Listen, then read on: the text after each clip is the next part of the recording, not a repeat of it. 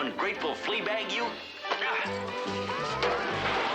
A Western does provide with a lot of avenues for humor. I was always into Westerns, and I was always into playing with guns and wanting to be a cowboy. Unlike Clay, who's a real cowboy. I love Westerns. They're some of my favorite things to watch. I loved all the petticoats and the boots and all the clothes. Don't get your feet wet. They were really fun for me because I got to wear fun clothes. Just walking around in a cowboy suit was kind of fun.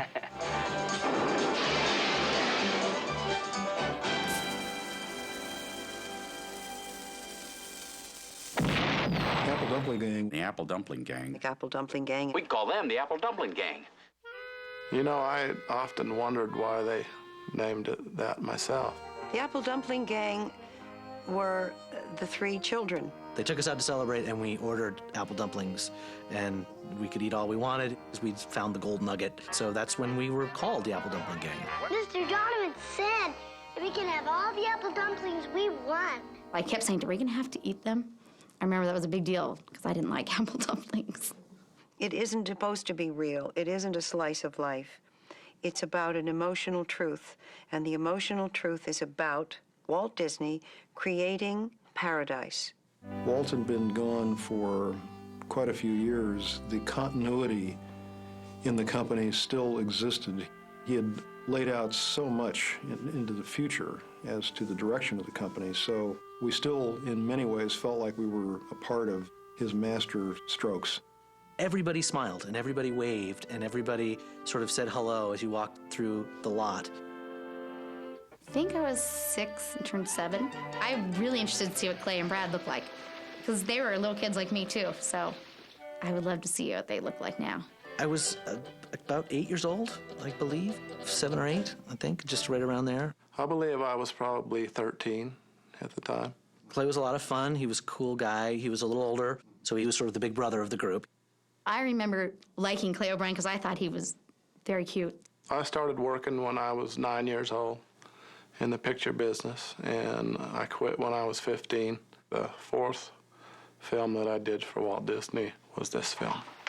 All of us don't like to be touched. Don't he? Nope. He used to rope me, so he would say, run, because I'm going to rope you, because he had done some roping, and so he would, if there was a mule around the set, he would try to rope the mule. Mr. Donovan, please marry Dusty. Stacy was so little and so young that at that age, I mean, they're pretty much just having to be told what to do at every point of the day. I had done little commercials, but this was my first movie. When it's your first movie and you're younger, it's just a different kind of mindset, getting to learn the whole experience. Mr. Donovan, we're going to the mine to get some gold. You want to come with us? I remember the scene that Bill Bixby was coming out of the bar, and he messed up his lines, and I would correct him because I had memorized everybody's lines because it was just easy for me as a kid, and so I would correct them on, no, you're supposed to say. So I remember having to learn, okay, you've got to say only mine and let them learn to say theirs. Little kids aren't too seasoned at that age. Yeah. I remember she had trouble squinting at the light.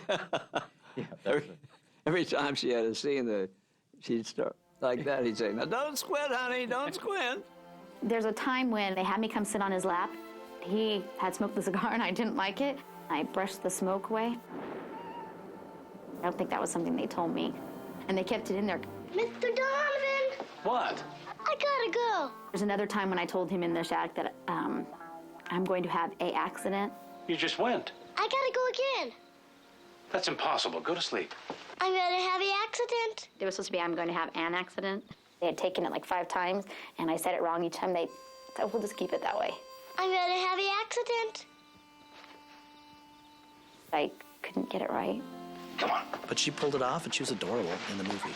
I like you, Mr. Donovan. Norman Tokar, again, the director, I think helped her tremendously by just working with her and getting the right readings and the right little nuances from her.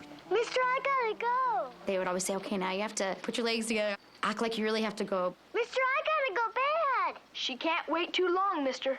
People said, oh, but it's from real life, because if you know me from real life, I'm always having to go to the bathroom, too. Brad was We had a lot of fun, him and I, on the show. That was like my first role in a feature, and it was just phenomenal. We got to be out playing in Western Town, the back lot, and got to just have a lot of fun with a couple of kids.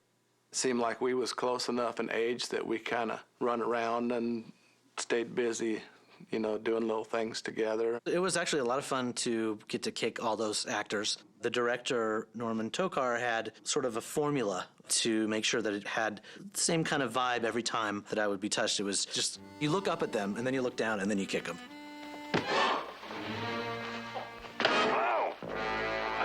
I can explain about that. It's, he's the only one that does that. Actors would have to get knee pads under their boots. He wanted me to kick him as hard as I could. He wanted me to just wail on him, and so I did. Got to kick Slim and Bill Bixby, of course. Clovis don't like to be... I know Clovis don't like to be touched. Bill Bixby was a really wonderful, wonderful guy. He was personal, you know, friendly. He helped us kids, you know, with hitting our places and the timing of our lines. I got to meet him in the producer's office, and they brought him in, and he pulled quarters out of my ears because he was a magician. I remember gave me a few tricks that he taught me, and I took on. Kids love magic, and so I kept doing that and got into sleight of hand and playing with stuff because it was introduced to me by somebody who really knew what he was doing. What have I done to deserve this? Who are you talking to? It doesn't matter. I don't think he's listening to me anyway. Susan Clark was our mother figure on the set. Somebody at Disney called my boss at Universal Studios and said, we would like Susan Clark to do this part at Disney. And I had very little choice in the matter, but Monique James sent me the script, and I read it, and I thought it was charming. And I always liked doing Westerns. I always remember her coming down in the white dress was a big deal to me. I thought, oh my gosh, she's so beautiful that day when she came down in the dress. My favorite scenes to work in was the ones that were with Tim Conway and Don Knotts. Hey, don't nobody know this is a holdup!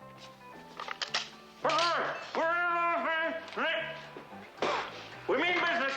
I was doing a play in Chicago, and my agent called and said, Disney wants you to do a movie. That's how I got it. I wanted to do a play in Chicago, and I wasn't. And my agent called and said, well, there's a movie at Disney. So I said, I'll take that. I thought I saw him down there in the bushes. Oh, you couldn't see through a barbed wire fence. The Lord poured your brains in with a teaspoon and somebody joggled his arm. You had to kind of watch what you was doing, or you'd get caught up in what they was doing, and you'd bust up laughing and ruin the scene, and they'd have to do it over again. You couldn't sell hacksaws in a jail. Oh, that's right. I keep forgetting. Tim Conway was just a nut. He was absolutely hysterical. He used to do pranks. Harry Morgan used to carry candy bars in his pocket, and Tim Conway would steal them. So Harry Morgan put a trap in there one day, and Tim Conway went to his pocket, and it was like a mouse trap, but not one of those ones that hurt you real bad, but it scared him, and I still remember his expression and how funny he was with that day. Tim, obviously, is the funniest one. I mean, he's Mr. Fun. No, he really is. He's hysterical. I hadn't really worked that much with Tim, and he kept me laughing the whole time, on and off camera. Don Knotts, on the other hand, Don Knotts was actually quite shy and a gentleman and very nice and friendly, but you would expect him to be kooky and crazy off camera, and he wasn't at all. What made them work so well together is that they're different, and so they fit together. Wow. How much money you figure that dude's got in front of him? About 500. 500? Wow. You know, that'd be, that's 200 apiece. My character was about as dumb as they get. Let's get out of here before he starts getting suspicious. I think Theodore is supposed to be just maybe one step smarter than Amos. That wasn't too smart. Things are up. I think you could honestly say there were two guys sharing an IQ. Yeah. And it wasn't exactly who had the best part of that. That's right. Norman Tokar, who was the director, was really in it and really involved. I remember seeing his credits on the Leave It to Beaver